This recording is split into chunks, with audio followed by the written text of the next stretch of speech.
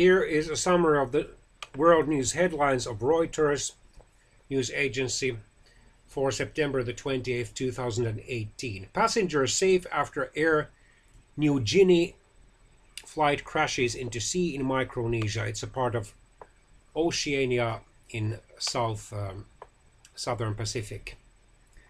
A flotilla of small boats rescued all 47 passengers and crew from an Air Niugini flight that crashed into the sea short of the runway at an airport in the tiny South Pacific nation of Micronesia on Friday, the airport's manager said. Brexit campaigner Boris Johnson called on British Prime Minister Theresa May to rip up her proposal for Britain's exit from the European Union, ratcheting up the pressure on May as she prepares to face her divided party at its annual conference next week. The Israeli Prime Minister Benjamin Netanyahu on Thursday described what he said was a secret atomic warehouse in Tehran and accused Europe of appeasing Iran as he sought to rally support for US sanctions against the Islamic Republic. Representatives from the Taliban met an Afghan government delegation in Saudi Arabia this week to discuss security ahead of next month's parliamentary elections and a limited prisoner release, 3 Taliban officials said.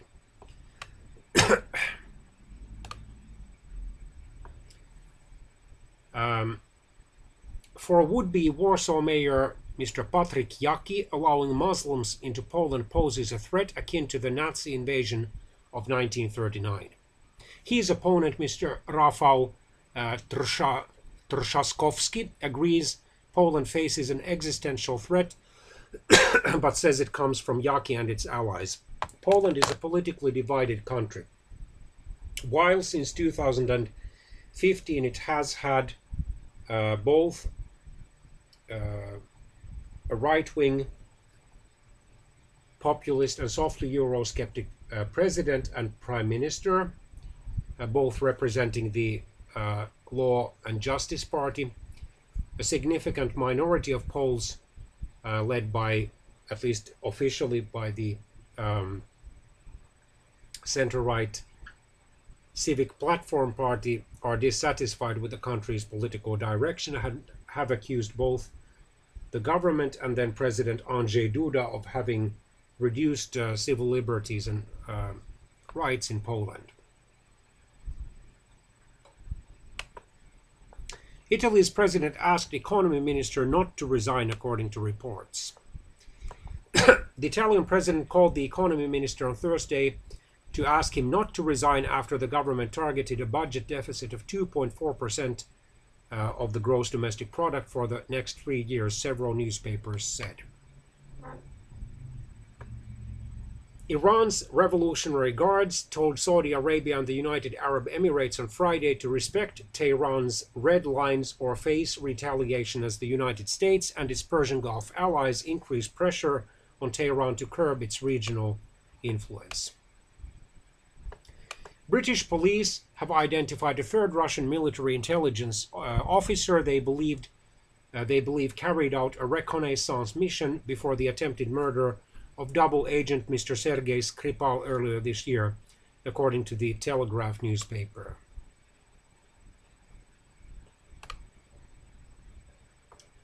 The Rohingya issue should not be complicated, expanded, or internationalized, China's top diplomat said, as the United Nations prepares to set up a body to prepare evidence of human rights abuses in Myanmar, the former Burma. Iran's Revolutionary Guard Corps said on Friday it had killed 4 militants at the Saravan border crossing with Pakistan in Iran's southeastern Sistan Baluchistan province.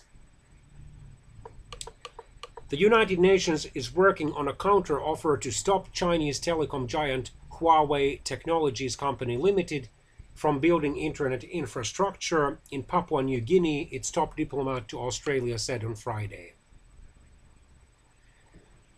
The former vice chairman of China's securities regulator Yao Gang has been sentenced to 18 years in prison a local Chinese court said on Friday. Japan braced for high winds and heavy rain as a typhoon roared north on Friday, enveloping outlying islands in high seas before taking aim at the rest of the nation and raking across its biggest main island at the weekend. India's top court on Friday lifted a ban that prevented women and girls between the ages of 10 and 50 from entering a prominent Hindu temple in the southern state of Kerala.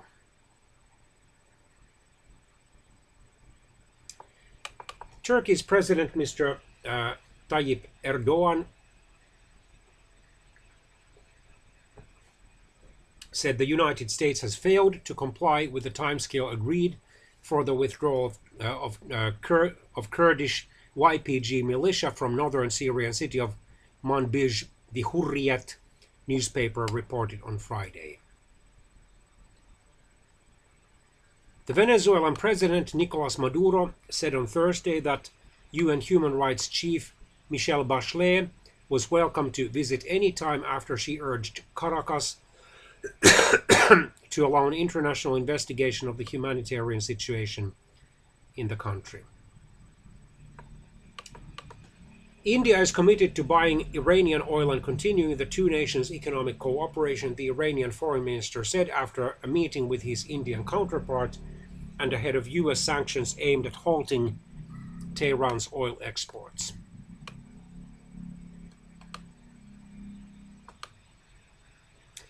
Lawmakers from Mexican President-elect Andrés Manuel López Obrador's party submitted a constitutional reform bill on Thursday that would allow for a referendum to cut short the 6-year presidential term, a promise he made on the campaign trail. He will take office on December the 1st.